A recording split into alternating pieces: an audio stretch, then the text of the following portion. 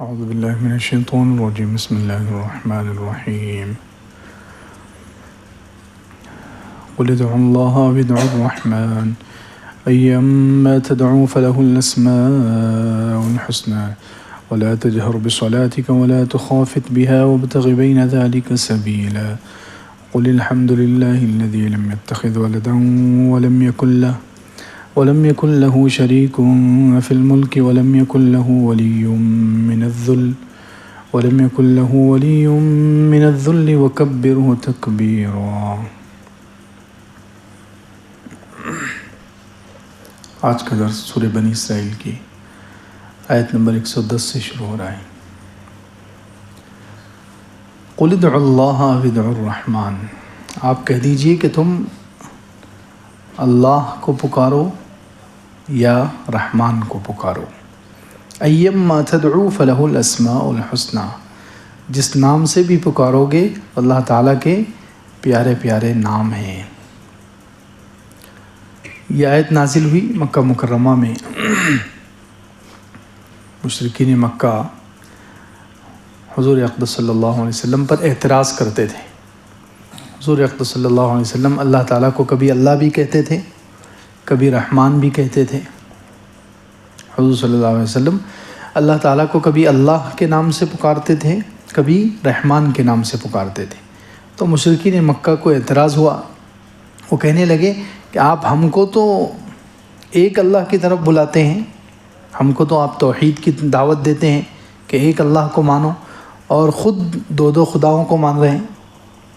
ان کی یہ سوچ تھی، کفار مکہ، مشرکین مکہ یہ سوچ رہے تھے کہ اللہ الگ ہے، رحمان الگ ہے۔ اس لیے انہوں نے اعتراض کیا کہ آپ کبھی اللہ کہتے ہیں، کبھی رحمان کہتے ہیں، تو آپ خود دو خداؤں کو پکار رہے ہیں اور ہمیں توحید کی دعوت دیتے ہیں۔ یہ ان کا سوال تھا، تو اللہ رب العزت نے اس کا جواب دیا ہے۔ قل ادعوا اللہ او ادعوا الرحمن، آپ کہہ دیجئے کہ تم اللہ کو اللہ کے نام سے پکارو یا رحمان کے نام سے پکارو۔ ایما تدعو، جس نام سے بھی پکارو گے، فلہ الاسماء الحسنى، تو اللہ تعالیٰ کے بہت ہی اچھے اچھے نام ہیں۔ اللہ تعالیٰ کی ذات چونکہ سب سے بڑی ہے، اللہ تعالیٰ کی ذات سب سے بڑی ذات ہے اللہ تعالیٰ کی، اس لیے اللہ تعالیٰ کی ذات بڑی، اللہ تعالیٰ کی صفات اور کام بڑے، اس لیے اللہ تعالیٰ کے نام بھی بہت ہیں۔ اللہ تعالیٰ کے نام بھی بہت ہیں۔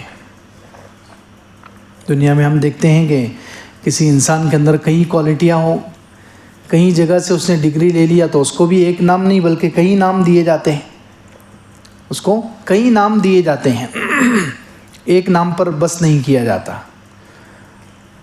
کوئی انجینئر بھی ہوتا ہے، ڈاکٹر کی ڈگری لے لیا، ڈاکٹر بھی ہے، سائنسداں بھی ہے، لیکچرار بھی ہے، ایسے ہی کوئی حافظ بھی ہے، عالم بھی ہے، قاری بھی ہے، مفتی بھی ہے۔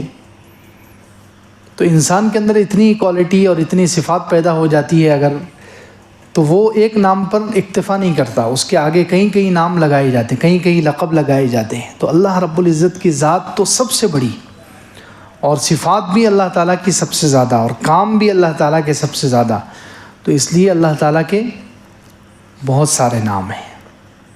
حدیث پاک میں 99 نام آئے ہیں، اور علماء کہتے ہیں کہ اللہ تعالیٰ کے صرف 99 نہیں بلکہ اللہ تعالیٰ کے ان گنت نام ہیں۔ تو فرمایا قل ادعوا اللہ او ادعوا الرحمن، آپ کہہ دیجئے کہ اللہ کو پکارو یا رحمان کو پکارو۔ ایما تدعو، جس کو بھی پکارو گے، فلہ الاسماء الحسنى، تو اللہ تعالیٰ کے پیارے پیارے نام ہیں۔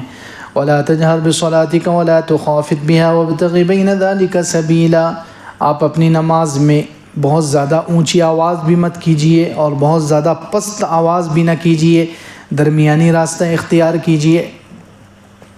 مکہ مکرمہ میں جب نماز پڑھتے تھے حضور اقدس صلی اللہ علیہ وسلم اور کبھی اونچی آواز سے قرات کرتے تھے تو مشرکین مکہ وہ ستانے لگتے تھے۔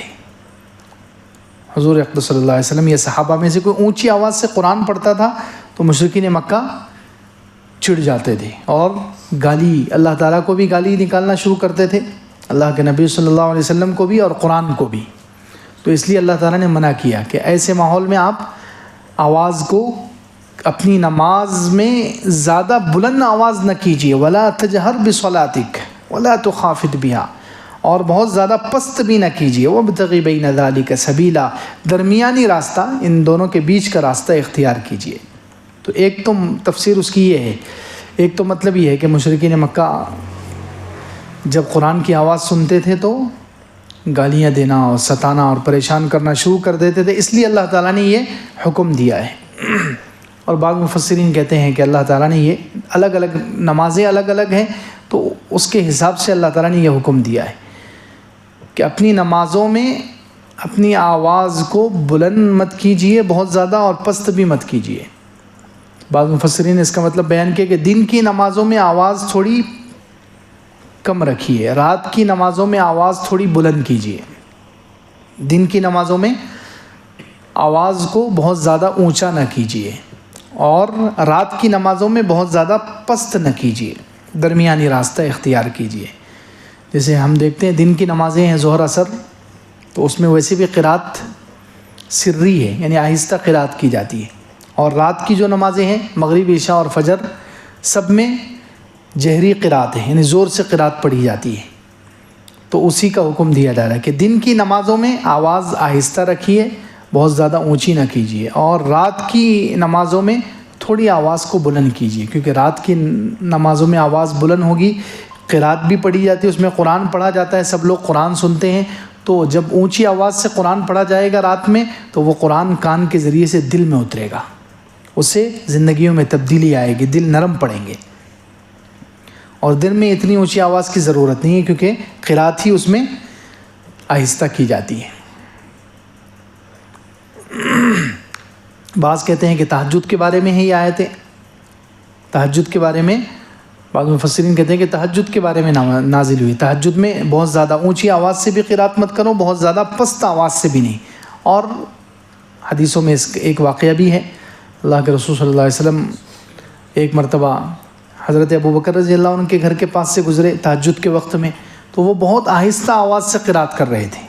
وہ بہت آہستہ آواز سے، جیسے سرگوشی کر رہے ہوں، آہستہ آواز سے قرات کر رہے تھے. پھر حضرت عمر رضی اللہ عنہ کے گھر کے پاس سے گزرے تو وہ بہت زیادہ اونچی آواز سے قرات کر رہے تھے تہجد میں. تو اللہ کے رسول صلی اللہ علیہ وسلم نے بعد میں ان سے پوچھا صبح، ابوبکر آپ اتنی دھیمی آواز سے کیوں قرات کر رہے تھے؟ تو انہوں نے کہا اناجی ربی، میں اپنے رب سے مناجات کر رہا تھا. ایک روایت میں اسمعت من ناجیت، جس سے میں سرگوشی کر رہا تھا میں نے اس کو سنا دیا، یعنی وہ آہستہ آواز بھی سن لیتا ہے اللہ تعالیٰ، اس لیے میں آہستہ آواز سے پڑھ رہا تھا. حضرت عمر سے پوچھا کہ آپ کیوں زور سے پڑھ رہے تھے؟ حضرت عمر نے کہا اوقظ الوسنان واطرد الشیطان، سونے والوں کو جگا رہا تھا اور شیطان کو بھگا رہا تھا.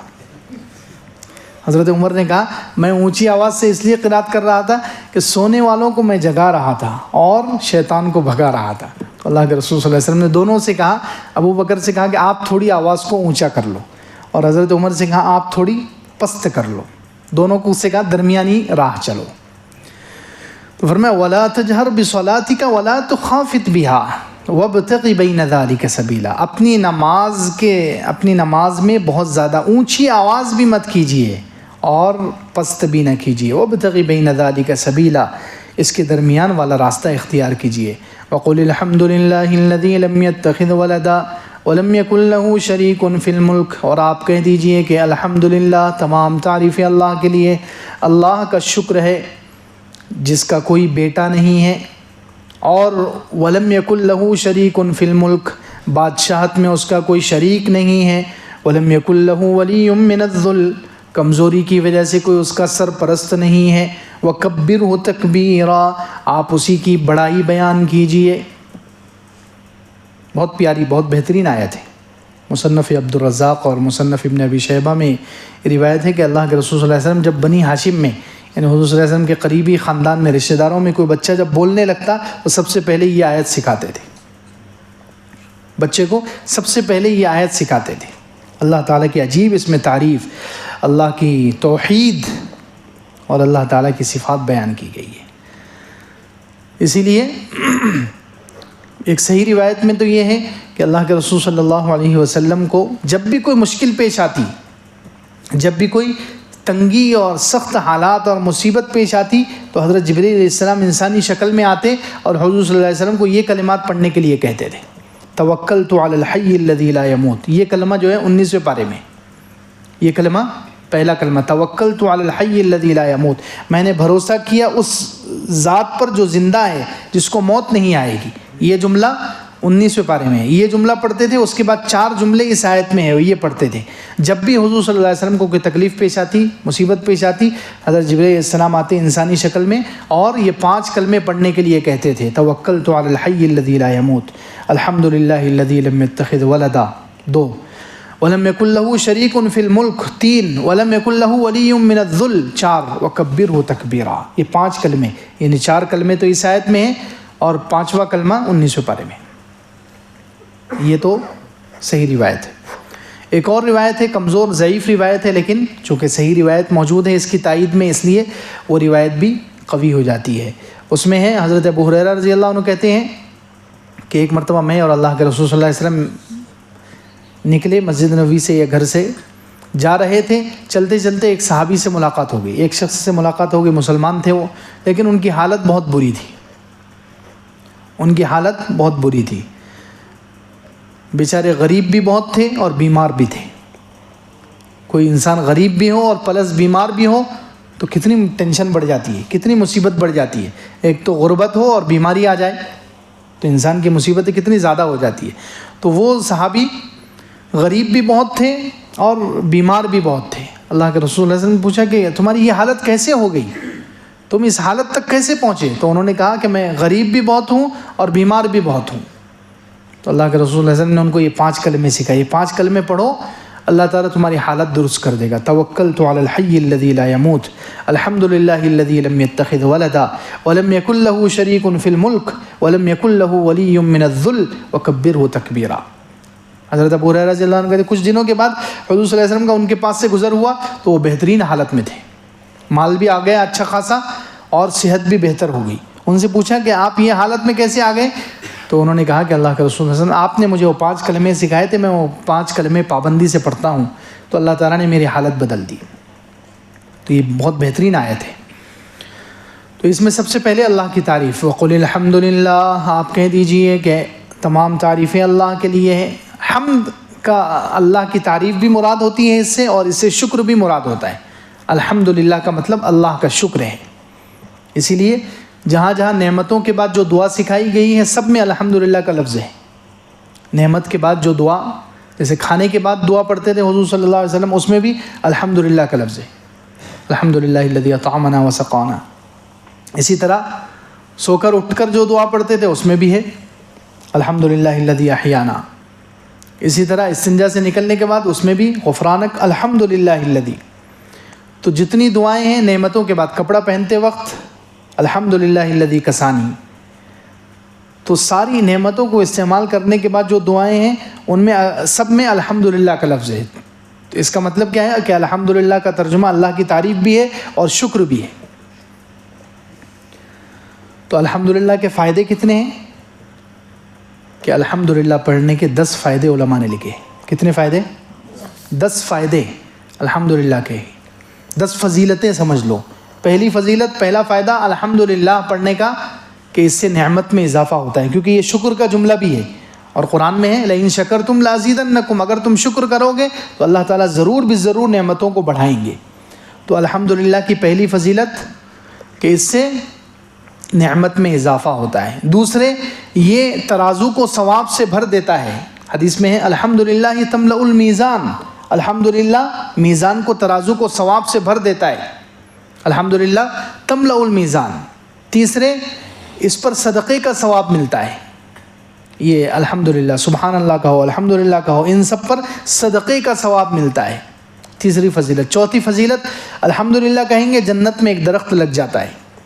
حضرت ابراہیم علیہ السلام نے کہا تھا معراج کے موقع پر کہ جنت جو ہے خالی میدان ہے، چٹیل میدان ہے، آپ اپنی امت سے کہیے سبحان اللہ، الحمدللہ، یہ ذکر کر کے وہاں درخت لگائیں۔ تو چوتھی فضیلت، الحمدللہ کہنے سے درخت لگ جاتا ہے جنت میں۔ پانچویں فضیلت، اللہ تعالیٰ کا پسندیدہ کلمہ ہے، احب الکلام الی اللہ سبحان اللہ والحمدللہ ولا الہ الا اللہ واللہ اکبر، او کما قال علیہ الصلوۃ۔ حضور صلی اللہ علیہ وسلم فرمایا اللہ تعالیٰ کے نزدیک پسندیدہ کلمہ سبحان اللہ، الحمدللہ، لا الہ الا اللہ، اللہ اکبر، یہ سب۔ تو پانچویں فضیلت اللہ تعالیٰ کا پسندیدہ کلمہ ہے. چھٹی فضیلت افضل الدعا، سب سے افضل دعا الحمدللہ ہے. سب سے افضل دعا کیا ہے؟ اللہ کے رسول صلی اللہ علیہ وسلم فرمایا الحمدللہ. یعنی جو الحمدللہ پڑھے گا اس کو پھر دوسرا کچھ مانگنے کی بھی ضرورت نہیں، اللہ تعالیٰ سب کچھ دے دے گا اس کو. کیونکہ الحمدللہ اللہ کی تعریف ہے نا. دنیا میں دیکھتے ہیں بادشاہوں سے لینے کا، بادشاہوں سے کچھ نکالنا ہے تو کیا کرتے ہیں لوگ؟ جا کر تعریف کرتے ہیں. بادشاہوں سے کچھ پیسے نکالنا ہے تو پہلے زمانے میں قصیدے پڑھتے تھے، جا کر تعریف کر دی تو بادشاہ نے 1000 دینار دے دیے، 5000 دینار دے دیے خوش ہو کر. تو الحمدللہ اللہ کی تعریف ہے. اور حدیث میں ہے کہ کسی کو اپنی تعریف اتنی پسند نہیں ہے جتنی اللہ کو اپنی تعریف پسند ہے. تو الحمدللہ کو افضل دعا اس لیے کہا گیا کہ الحمدللہ کوئی شخص صرف الحمدللہ کہتا رہے، پھر اسے کچھ دعا کی بھی ضرورت نہیں، کچھ مانگنے کی ضرورت نہیں، اللہ تعالیٰ سب کچھ دے دے گا اس کو. افضل دعا ہے. چھٹی فضیلت اس کی افضل دعا ہے. ساتویں فضیلت اللہ تعالیٰ اس سے راضی ہو جاتا ہے جو الحمدللہ کہتا ہے. حدیث میں ہے اللہ کے رسول صلی اللہ علیہ وسلم فرمایا جو شخص کوئی لقمہ منہ میں ڈالتا ہے اور الحمدللہ کہتا ہے، یا پانی کا گھونٹ پی کر الحمدللہ کہتا ہے، اللہ تعالیٰ اس سے خوش ہو جاتے ہیں. سبحان اللہ، کتنی بڑی بات ہے. الحمدللہ کی ساتویں فضیلت ہے، اللہ تعالیٰ اس سے خوش ہو جاتے ہیں. آٹھویں فضیلت اللہ تعالیٰ مغفرت کر دیتے ہیں الحمدللہ پر. یہی ایسی ہی حدیث ہے کہ جو شخص لقمہ کھا کر الحمدللہ کہے اللہ تعالیٰ اس کے گناہوں کو معاف کر دیتے ہیں. اللہ تعالیٰ اس کے گناہوں کو معاف کر دیتے ہیں. نویں فضیلت کہ جو الحمدللہ کہتا ہے، اللہ کی تعریف کرتا ہے کسی بھی نعمت کے ملنے کے بعد، تو قیامت کے دن جو جتنی زیادہ الحمدللہ دنیا میں کہے گا، جتنی زیادہ اللہ کی تعریف کرے گا، قیامت کے دن وہ اللہ کے افضل بندوں میں شمار ہوگا، اللہ کے پسندیدہ لوگوں میں اس کا شمار ہوگا. نویں فضیلت. اور 10ویں فضیلت کیا ہے؟ اللہ کی رحمت کو کھینچنے میں، اللہ کے غصے کو ٹھنڈا کرنے میں الحمدللہ بہت مؤثر چیز ہے. اللہ کا غصہ ٹھنڈا کرنا ہے، اللہ کی رحمت کو کھینچنا ہے، اتارنا ہے، جوش میں لانا ہے، تو الحمدللہ کہو. اس کی دلیل کیا ہے؟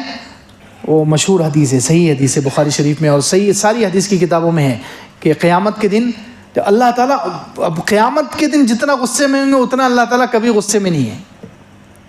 قیامت کے دن انبیاء علیہ السلام بھی کانپیں گے، انبیاء علیہ السلام بھی ڈریں گے اللہ تعالیٰ کا غصہ دیکھ کر. اللہ تعالیٰ اتنے جلال میں ہوں گے، لیکن وہ غصہ ٹھنڈا کیسے ہوگا؟ اللہ کے رسول صلی اللہ علیہ وسلم فرماتے ہیں میں جاؤں گا اللہ تعالیٰ کے عرش کے پاس، اور میں جا کر سجدہ کروں گا اور اللہ کی ایسی تعریفیں کروں گا جو آج مجھے نہیں معلوم. اللہ تعالیٰ اس وقت میرے دل میں ڈالیں گے، تو ان تعریفوں کو حمد، اللہ کی حمد کی وجہ سے اللہ تعالیٰ کا غصہ ٹھنڈا ہو جائے گا. سبحان اللہ، اللہ کی رحمت جوش میں آ جائے گی. اے محمد صلی اللہ علیہ وسلم مانگیے کیا مانگتے ہیں، سل تعطا اشفع تشفع، مانگیے جو مانگیں گے آپ دیا جائے گا، سفارش کریں گے آپ کی سفارش قبول کی جائے گی. تو اللہ کے رسول صلی اللہ علیہ وسلم حساب کتاب شروع کروائیں گے پھر. تو دیکھیے الحمد کی 10ویں فضیلت یہ ہے کہ الحمدللہ جو کثرت سے کہے گا اس پر اگر اللہ تعالیٰ کو ناراضگی ہے، غصہ ہے، اللہ تعالیٰ کی ناراضگی دور ہو جائے گی. اللہ کی رحمت کو کھینچنے کے لیے بہت مؤثر کلمہ ہے یہ. خیر، تو فرمایا وَقُلِ الْحَمْدُلِلَّهِ، آپ کہہ دیجئے الحمدللہ، تمام تعریفیں اللہ کے لیے ہے، یا اللہ کا شکر ہے. الَّذِي لَمْ يَتَّخِذْ وَلَدًا، اب یہاں اللہ کا شکر ادا کیا جا رہا ہے. تو نعمت کیا ہے؟ شکر تو نعمت پر ہوتا ہے. شکر کس پر ہوتا ہے؟ نعمت پر ہوتا ہے. تو یہاں کون سی نعمت ہے کہ جس پر اللہ تعالیٰ کا شکر کیا جا رہا ہے؟ تو مفسرین کہتے ہیں کہ آگے اللہ تعالیٰ کی بہت بڑی نعمت بیان ہوئی. وہ نعمت کیا ہے؟ پہلی نعمت شکر ہے اللہ کا. کس پر؟ اس اللہ کا شکر ہے لم یتخذ ولدا، جس کا کوئی بیٹا نہیں ہے. اللہ کا بیٹا نہ ہونا یہ ہم سب کے لیے، پورے انسانوں کے لیے بہت بڑی نعمت ہے. یہ دنیا میں بادشاہوں کو بیٹا ہوتا ہے نا، تو بادشاہ کا پورا فوکس بیٹے کی طرف ہوتا ہے. پورا فوکس کس کی طرف ہوتا ہے؟ بیٹے کی طرف. پوری محبت وہ بیٹے سے کرے گا، جو دینا ہے سب بیٹے کو دے گا. اگر رعایا کو دے گا بھی تو بچہ خوشا دے گا. ایسے ہی ہوتا ہے دنیا میں. بادشاہوں کو جب اولاد ہوتی ہے تو ان کی پوری توجہ کس کی طرف؟ اولاد کی طرف. پہلے اولاد کا پیٹ بھریں گے، اولاد کو مالدار بنائیں گے، اولاد کی پراپرٹی جمع کریں گے، اولاد کو دیں گے. بچہ تو دے دیا کسی کو، نہیں تو نہیں. تو اللہ کی اولاد نہ ہونا یہ سارے انسانوں کے لیے کتنی بڑی نعمت ہے کہ اللہ تعالیٰ کی کوئی اولاد نہیں، اللہ تعالیٰ کی کوئی رشتہ داری نہیں. اس لیے اللہ سب کے ہیں، اللہ کی محبت سب کے لیے، اللہ کی رحمت سب کے لیے، اللہ کے خزانے سب کے لیے. بس اللہ کی شرطوں پر پورے اتر جاؤ. اللہ کے دین پر آ جاؤ، پھر کالے ہو یا گورے، امیر ہو یا غریب، شہری ہو یا دیہاتی، اللہ کے پاس جو ہے وہ سب تمہارا ہے۔ تو اللہ کی اولاد نہ ہونا یہ سارے انسانوں کے لیے کتنی بڑی نعمت ہے۔ تو اس لیے کہا شکر ادا کرو، الحمدللہ لم یتخذ ولدا، اس کی کوئی اولاد نہیں ہے، اس کی اولاد کوئی نہیں، اس کی کسی سے رشتہ داری نہیں ہے، سب اس کے ہیں، سارے انسانوں کو وہ دیتا ہے، سارے اس کے خزانے، اس کی رحمتیں، اس کے پاس جو کچھ ہے وہ سارے انسانوں کے لیے۔ اگر اولاد ہوتی تو اولاد کی طرف زیادہ چیزیں جاتی تو دوسرے انسانوں کا نقصان ہو جاتا، تو اس لیے اللہ کی اولاد نہ ہونا یہ انسانوں کے لیے بہت بڑی نعمت ہے۔ اس لیے کہا اللہ کا شکر ادا کرو، الحمدللہ الذی لم یتخذ ولدا، جس کا کوئی بیٹا نہیں ہے، اولاد نہیں ہے، ولم یکن لہ شریک فی الملک، اور اللہ تعالیٰ کا کوئی شریک پارٹنر نہیں ہے بادشاہت میں، یہ بھی بہت بڑی نعمت ہے۔ اگر پارٹنر ہوتا، دنیا میں دیکھتے ہیں ہم، ایک پارٹنر کچھ خرچ کرنا چاہ رہا ہے، دوسرا پارٹنر اس کو روک دیتا ہے، دوسرا پارٹنر اس کو روک دیتا ہے، خرچ نہیں کرنے دیتا، شریک۔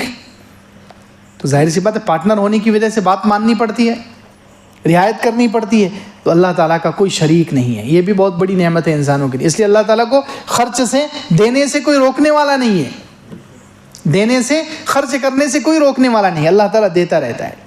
وَلَمْ يَكُنْ لَهُ شَرِيكٌ فِي الْمُلْكِ وَلَمْ يَكُنْ لَهُ وَلِيٌّ مِّنَ الذُّلِّ، کمزوری کی وجہ سے اللہ تعالیٰ کا کوئی سرپرست نہیں، اللہ تعالیٰ کا کوئی بڑا نہیں ہے۔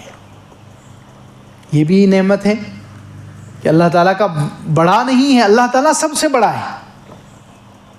کیونکہ دنیا میں ہم دیکھتے ہیں کہ جو بڑا ہوتا ہے اس کے تابع ہو کر چلنا پڑتا ہے، اس کی مان کر چلنا پڑتا ہے، تو اللہ تعالیٰ کا کوئی سرپرست نہیں، کوئی بڑا نہیں، اس لیے اللہ تعالیٰ کو کسی کی ماننے کی ضرورت نہیں ہے، اللہ تعالیٰ جو چاہے فیصلہ لیتا ہے۔ تو فرمایا وَقُلِ الْحَمْدُلِلَّهِ، تمام تعریفیں اس اللہ کے لیے ہے جس کا کوئی بیٹا نہیں۔ اور عجیب، مفسرین کہتے ہیں کہ اس میں اللہ تعالیٰ کی عجیب توحید اللہ تعالیٰ نے بیان فرمائی ہے۔ کسی سے مدد لینے کی 3 شکلیں ہیں، کسی سے مدد لینے کی کتنی شکلیں ہیں؟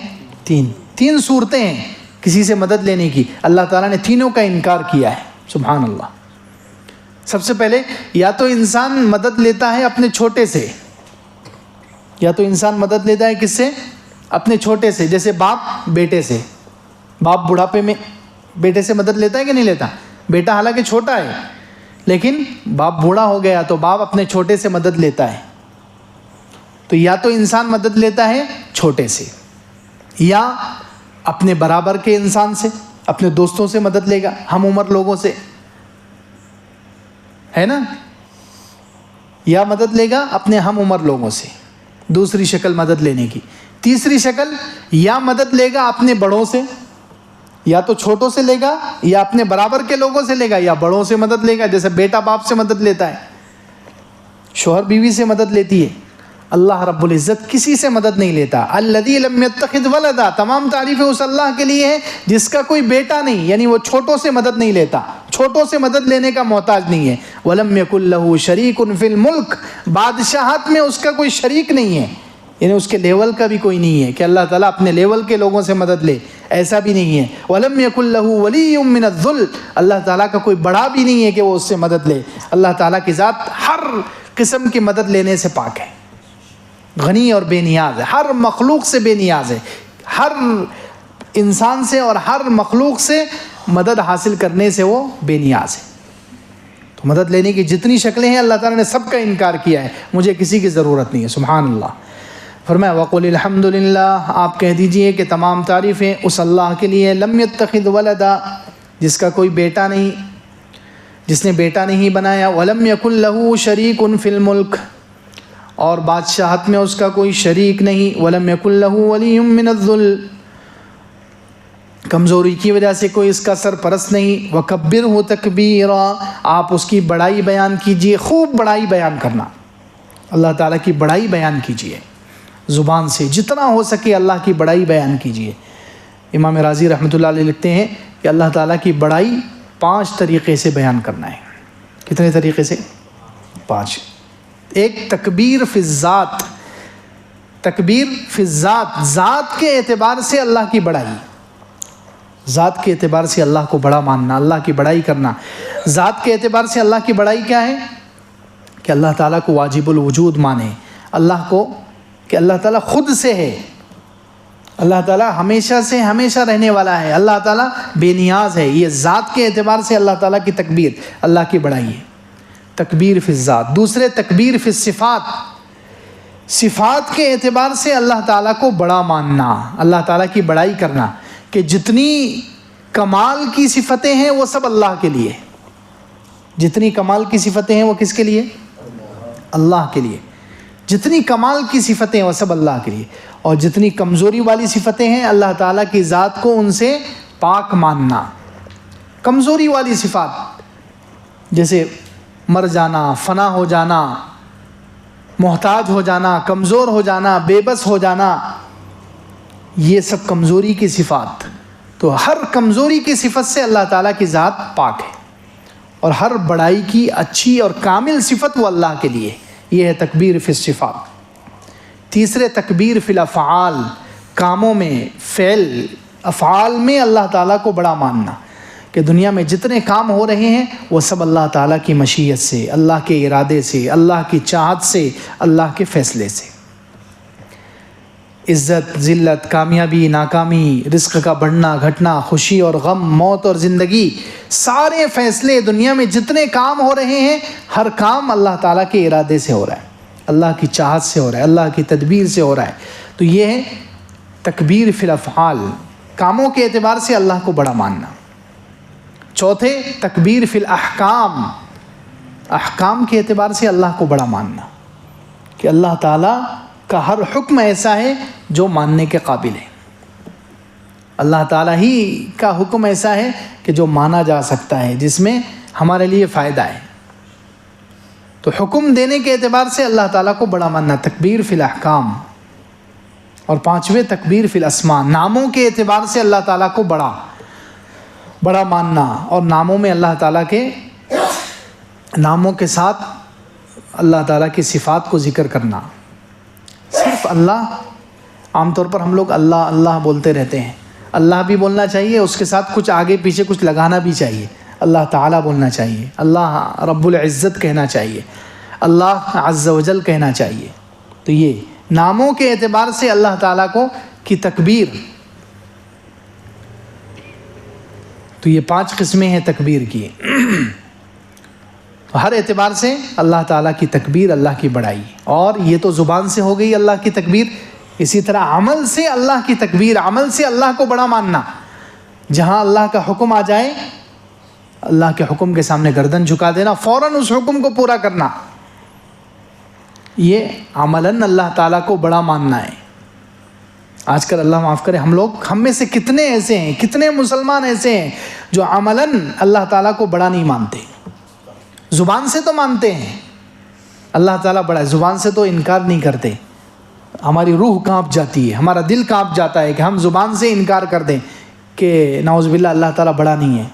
ایسا بولنے سے ہماری زبان کانپ جائے گی، دل کانپ جائے گا، لیکن عملاً دیکھیں، نماز کا وقت آیا اور ہم نماز ٹال دیتے ہیں، نماز چھوڑ دیتے ہیں، تو اللہ کا حکم، بڑے کا حکم آ گیا اور ہم نے اس کو چھوڑ دیا، اس کے علاوہ دوسرے کام کو اس وقت اختیار کر لیا، تو ہم نے اللہ تعالیٰ کو عملاً بڑا نہیں سمجھا۔ جس وقت جس عمل کا حکم آ جائے، نماز کے وقت نماز کا حکم، روزے کے وقت روزوں کا حکم، اور کاروبار کے وقت حلال اور حرام کا حکم، معاشرت کے وقت، ہر وقت جہاں اللہ کا جو حکم سامنے آ جائے اس کے سامنے گردن جھکا دینا، اس کو مان لینا، یہ ہے اللہ کو عملاً بڑا سمجھنا، عملاً اللہ کی تکبیر۔ اگر عمل کرتے وقت نعوذ باللہ اللہ تعالیٰ کے حکم کو آسانی سے چھوڑا جا رہا ہے، آسانی سے اللہ کے حکموں کو نظر انداز کیا جا رہا ہے، اللہ کے حکم کو توڑا جا رہا ہے، تو سمجھو ہم نے عمل سے اللہ کو بڑا نہیں سمجھا، اللہ کی تکبیر ہم عمل سے نہیں کر رہے۔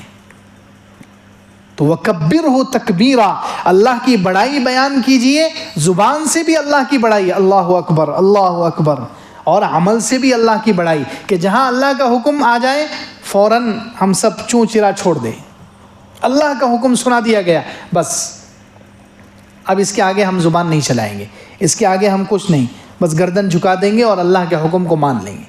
صحابہ کرام کے اندر ایک ایسے ٹوٹ ٹوٹ کر بھرا ہوا تھا یہ چیز کہ اللہ کا حکم سنا دیا گیا تو بس. حضرت عمر رضی اللہ عنہ جیسی شخصیت کتنے ہیں. حضرت عمر رضی اللہ عنہ کیسے مشہور تھے کہ بہت سخت ہیں, غصے والے ہیں, جلالی ہیں, لیکن ایک بڑھیا حضرت عمر رضی اللہ عنہ کو اللہ کا حکم سنا رہی ہے. حضرت عمر رضی اللہ عنہ نے ایک مرتبہ ممبر پر کھڑے ہو کر اعلان کیا کہ زیادہ مہر مت باندھا کرو, تم لوگ بہت زیادہ مہر باندھ رہے ہو. اس زمانے میں ہو سکتا کچھ رواج چل پڑا ہوگا زیادہ مہر دینے کا. زیادہ مہر مت باندھا کرو, تم لوگ اس میں فضول خرچی کر رہے ہو, زیادہ مہر باندھ رہے ہو. تو خطبہ دینے کے بعد ممبر سے نیچے اترے, ایک بوڑھی عورت آ گئی. ایک بوڑھی عورت آ گئی. اس بوڑھی عورت نے قرآن کی آیت پڑھی, آتیتم احداہن قنطارا فلا تأخذوا منہ شیئا. اس نے کہا اللہ تعالیٰ تو کہہ رہا ہے کہ اگر تم نے کسی عورت کو ڈھیر سارا مہر دیا ہے تو واپس مت لو. تو اللہ تعالیٰ تو کہہ رہے ہیں ڈھیر سارا دے سکتے ہیں اور آپ بول رہے ہیں کہ مت دو. تو حضرت عمر رضی اللہ عنہ فوراً اپنا قول واپس لے لیا. اللہ کی بات آ گئی. وہ عملاً اللہ کو بڑا سمجھتے تھے, عملاً, حالانکہ امیر المومنین ہے, وقت کے بادشاہ ہیں. ہم ہوتے تو تعویل کرتے, نہیں میرا مطلب یہ نہیں تھا, وہ نہیں تھا, ہم تو تعویل کے بادشاہ ہیں. لیکن وہ حضرت عمر رضی اللہ عنہ تھے, صحابی تھے, وہ عملاً اللہ کو بڑا سمجھنے والے تھے. فوراً انہوں نے اپنی بات سے رجوع کیا اور کہنے لگے ایک بوڑھی عورت کو بھی عمر سے زیادہ علم ہے. اللہ اکبر, قربان جائیں, کیا تواضع ہے, عاجزی ہے, سبحان اللہ. یہ حضور صلی اللہ علیہ وسلم کی تربیت کا نتیجہ ہے. تو صحابہ کرام عملاً اللہ کو بڑا سمجھ, جہاں اللہ کا حکم سامنے آ گیا, سنا دیا گیا, فوراً اپنا حکم واپس لے لیا, اپنی بات واپس لے لیا, اپنے قدم واپس لے لیے. تو کبرہ تکبیرہ, اللہ کی بڑائی بیان کرنا ہے زبان سے بھی اور عملاً بھی. جہاں اللہ کا حکم سامنے آ جائے, اللہ کے رسول صلی اللہ علیہ وسلم کا حکم سامنے آ جائے, فوراً اپنے جملے واپس لے لیں, اپنے قدم واپس لے لیں, گردن جھکا دیں اور اس کو مان لیں. یہ ہے عملاً اللہ کی تکبیر. یہاں پر سورہ بنی اسرائیل یہ ختم ہو چکی ہے. اب سورہ بنی اسرائیل کا خلاصہ سن لیں. سورہ بنی اسرائیل تقریباً 111 آیتیں ہیں. اس سورہ بنی اسرائیل میں ہمیں کیا پیغام دیا گیا ہے, یہ بہت اہم ہے, بہت اہم ہے. اللہ کرے کہ ہماری سمجھ میں آ جائے, آمین. سورہ بنی اسرائیل کا خلاصہ کہ سورہ بنی اسرائیل مسلمانوں کو, پوری امت کو قائد, رہبر, لیڈر, پوری دنیا کے لیے, ساری قوموں کے لیے, ہر مذہب والوں کے لیے, اگر کسی کو لیڈر بننا ہے, قائد بننا ہے, امام بننا ہے کہ سب لوگ اس کے پیچھے چلیں, تو سورہ بنی اسرائیل میں اللہ تعالیٰ نے ہمیں یہ سکھایا ہے کہ 5 چیزیں اپنے اندر پیدا کر لو. کتنی چیزیں؟ یہ خلاصہ ہے اس کا. 5 چیزیں پیدا کر لو, 5 اعمال اپنے اندر زندہ کر لو, تو تم پوری دنیا کے لیے لیڈر بن جاؤ گے, امام بن جاؤ گے, قائد بن جاؤ گے, رہبر بن جاؤ گے.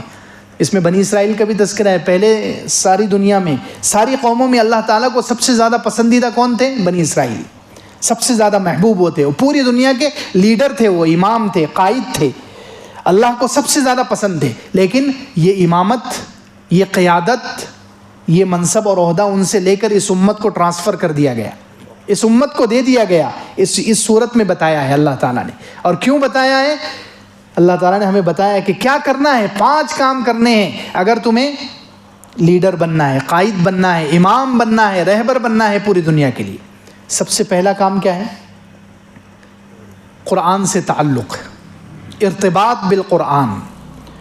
اس میں قرآن کا جتنا نام لیا گیا اس صورت میں, کسی صورت میں اتنا قرآن کا نام نہیں لیا گیا.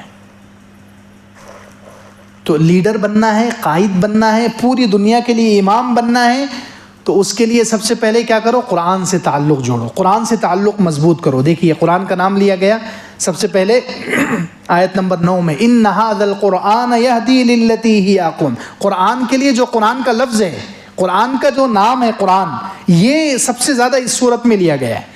کیا کہا؟ ان ھذا القرآن یہدی للتی ہی اقوم. یہ قرآن سب سے زیادہ سیدھے, درمیانی, معتدل اور بہترین راستے کی طرف ہدایت دیتا ہے, اور ایمان والوں کو خوشخبری سناتا ہے. جو نیک عمل کرتے ہیں ان کے لیے اجر کبیر, بڑے اجر کی خوشخبری سناتا ہے. تو دیکھیے قرآن کہا کہ قرآن کا راستہ بہترین راستہ، معتدل راستہ، درمیانہ راستہ اور سب سے اچھا راستہ ہے. اس آیت میں کہا گیا. اسی طرح آگے کئی آیتوں میں ہے اقیم الصلاۃ لدلوک الشمس الی غسق اللیل وقرآن الفجر، نماز قائم کیجئے سورج غروب ہونے سے لے کر سورج ڈھلنے سے لے کر سورج غروب ہونے تک، اور قرآن پڑھنا فجر کے وقت. دیکھیے قرآن کا نام. آگے کہا وَمِنَ اللَّيْلِ فَتَهَجَّدْ بِهِ، رات میں تہجد بھی پڑھیے قرآن کے ذریعے. کہے کے ذریعے؟ قرآن کے ذریعے. تو بتایا گیا کہ قرآن سے تعلق مضبوط کرو. آگے اور ایک دو آیت کے بعد کہا وَنُنَزِّلُ مِنَ الْقُرْآنِ مَا هُوَ شِفَاءٌ وَرَحْمَةٌ، ہم وہ قرآن نازل کر رہے ہیں جس میں شفا ہے اور ایمان والوں کے لیے رحمت ہے. پھر اور اگلے صفحے پر پھر کہا وَبِالْحَقِّ أَنزَلْنَاهُ وَبِالْحَقِّ نَزَلَ، کہ اس قرآن کو ہم نے حق کے ساتھ نازل کیا اور حق ہی کے ساتھ اترا ہے. آگے کہا وَقُرْآنًا فَرَقْنَاهُ لِتَقْرَأَهُ عَلَى النَّاسِ عَلَى مُكْثٍ وَنَزَّلْنَاهُ تَنزِيلًا، اس قرآن کو ہم نے تھوڑا تھوڑا کر کے اتارا ہے تاکہ آپ لوگوں کے سامنے پڑھ کر سنائیں اور لوگوں کی اس کے ذریعے اصلاح کریں. پھر جو لوگ قرآن کو سنتے ہیں ان کی کیا کیفیت ہوتی ہے، اس قرآن کی وجہ سے اللہ رب العزت نے ان کے حالات بیان کیے ہیں. تو خیر لیڈر بننا ہے، امام بننا ہے، پوری دنیا کے لیے رہبر بننا ہے، تو سب سے پہلا کام کیا کرنا پڑے گا؟ قرآن سے تعلق مضبوط کرے، ارتباط بالقرآن. دوسرا کام کیا کرنا ہے؟ دوسرا کام کرنا ہے اخلاق. کچھ اخلاق، کچھ اچھی عادتیں اس صورت میں خاص طور سے اللہ تعالیٰ نے ایک ہی دو رکوع میں، نمبر 3 اور نمبر 4 جو رکوع تھا اس پارے کا، یہ 2 رکوع میں اللہ تعالیٰ نے کچھ اچھے اخلاق، کچھ اچھی عادتیں بتائی ہیں کہ ان عادتوں کو اپناؤ. جیسے مثال کے طور پر ماں باپ کی خدمت کرو، ماں باپ کے ساتھ اچھا سلوک کرو، ماں باپ کے ساتھ اچھا سلوک کرو، رشتہ داروں پر خرچ کرو، غریبوں پر خرچ کرو. وَآتِ ذِي الْقُرْبَى حَقَّهُ وَالْمِسْكِينَ وَابْنَ السَّبِيلِ. تو کچھ اللہ تعالیٰ نے اچھی عادتیں بتائی، کچھ کام کرنے کے لیے کہا، ماں باپ کی خدمت ہے، رشتہ داروں پر خرچ ہے، غریبوں پر خرچ ہے، اور کچھ کام کرنے سے منع کیا، فضول خرچی مت کرو، فضول خرچی مت کرو، کنجوسی مت کرو، اولاد کو قتل مت کرو، کسی انسان کو ناجائز قتل مت کرو، زنا مت کرو، یتیم کے مال کے قریب بھی مت جاؤ، ناپ تول میں کمی نہ کرو، اور آنکھیں، کان، زبان اور دل ان کا صحیح استعمال کرو. دیکھیے تو یہ کچھ اخلاق اور کچھ عادتیں 2 رکوع میں اللہ تعالیٰ نے بیان کی ہے. تو قائد اور لیڈر بننا ہے تو دوسرا کام یہ کرنا ہے کہ یہ اخلاق اور عادتیں اپنانی پڑے گی، یہ اخلاق اور عادتیں اپنانی پڑے گی. تیسرا کام لیڈر، قائد اور رہبر بننے کے لیے تیسرا کام کرنا ہے پچھلے لوگوں سے عبرت حاصل کرو. پچھلی امتوں سے کیا کرو؟ عبرت حاصل کرو. جیسے شروع میں بنی اسرائیل کا تذکرہ کیا، تیسری ہی آیت سے وَآتَيْنَا مُوسَى الْكِتَابَ وَجَعَلْنَاهُ هُدًى لِبَنِي إِسْرَائِيلَ أَلَّا تَتَّخِذُوا مِن دُونِي وَكِيلًا ذُرِّيَّةَ مَنْ حَمَلْنَا مَعَ نُوحٍ إِنَّهُ كَانَ عَبْدًا شَكُورًا وَقَضَيْنَا إِلَى بَنِي إِسْرَائِيلَ فِي الْكِتَابِ. تو بنی اسرائیل کا تذکرہ کیا. پھر اللہ تعالیٰ نے کہا کہ ان سے اللہ تعالیٰ جو ان کا اونچا مقام تھا، جو وہ پوری دنیا کے لیے رہبر تھے، لیڈر تھے، وہ لیڈرشپ ان سے لی کیوں گئی ہے واپس؟ لَتُفْسِدُنَّ فِي الْأَرْضِ، کہ وہ زمین میں فساد مچاتے تھے. تو یہ پچھلی امتوں سے عبرت حاصل کرو، ان کے جیسے اعمال مت اختیار کرو، زمین میں فساد کے کام مت کرو، فتنہ اور فساد والے کام مت کرو جس سے لوگوں میں توڑ پیدا ہو جائے، فتنہ اور فساد مچ جائے زمین پر، ایسے کاموں سے بچو. اسی طرح آیت نمبر 16 میں اللہ تعالیٰ نے ایک قوم، کچھ لوگوں کے بارے میں کہا وَإِذَا أَرَدْنَا أَن نُهْلِكَ قَرْيَةً أَمَرْنَا مُتْرَفِيهَا فَفَسَقُوا فِيهَا فَحَقَّ عَلَيْهَا الْقَوْلُ فَدَمَّرْنَاهَا تَدْمِيرًا. جب ہم کسی بستی کو ہلاک کرنے کا ارادہ کرتے ہیں تو وہاں کے مالداروں کو حکم دیتے ہیں، وہاں کے مالداروں کو ہم پیسہ وغیرہ دیتے ہیں جس کو وہ گناہوں میں، عیاشیوں میں لگاتے ہیں، پھر ہم اس بستی کو ہلاک کر دیتے ہیں. دیکھیے عبرت حاصل کرو اور اللہ کی دی ہوئی نعمتوں کو غلط استعمال مت کرو. مال اللہ نے دیا ہے، اس کو عیاشیوں میں، گناہوں میں، فسق و فجور میں مت لگاؤ. یہ عبرت حاصل کرو. ایک تو فتنہ اور فساد مت مچاؤ بنی اسرائیل کی طرح، اور دوسرے عیاشی مت کرو، مال کو غلط استعمال مت کرو. یہ پچھلی امتوں سے عبرت حاصل کرو، ورنہ اللہ کے عذاب کا شکار ہو جاؤ گے. اسی طرح آگے آیت نمبر 101 اور 102 میں فرعون اور موسیٰ علیہ السلام کی قوم کا پھر واقعہ بیان کیا. فرعون کی ہٹ دھرمی کو وہاں پر ذکر کیا ہے کہ موسیٰ علیہ السلام اس کے پاس 9 نشانیاں لے کر آئے. وَلَقَدْ آتَيْنَا مُوسَىٰ 9 آیَاتٍ بَيِّنَاتٍ, ہم نے موسیٰ علیہ السلام کو 9 کھلی نشانیاں لے کر بھیجا فرعون کے پاس. لیکن فرعون نے کیا کہا؟ اتنی کھلی 9 بڑی بڑی نشانیاں, اللہ کی قدرت کی نشانیاں, حضرت موسیٰ علیہ السلام کے 9 معجزات دیکھ کر اس نے کیا کہا؟ انی لأظنک یا موسیٰ مسحورا, اے موسیٰ میں تمہیں یہ سمجھتا ہوں کہ تم پر شاید جادو ہو چکا ہے. نعوذ باللہ. دیکھیے ہٹ دھرمی, تو یہ صفات اپنے اندر مت پیدا کرو, ہٹ دھرمی اپنے اندر مت آنے دو, عیاشی مت آنے دو, فتنہ اور فساد کی صفت مت آنے دو. تو تیسرا کام یہ کرنا ہے لیڈر بننے کے لیے, قائد اور رہبر بننے کے لیے, کہ پچھلی امتوں سے عبرت حاصل کرو. چوتھا کام کیا کرنا ہے؟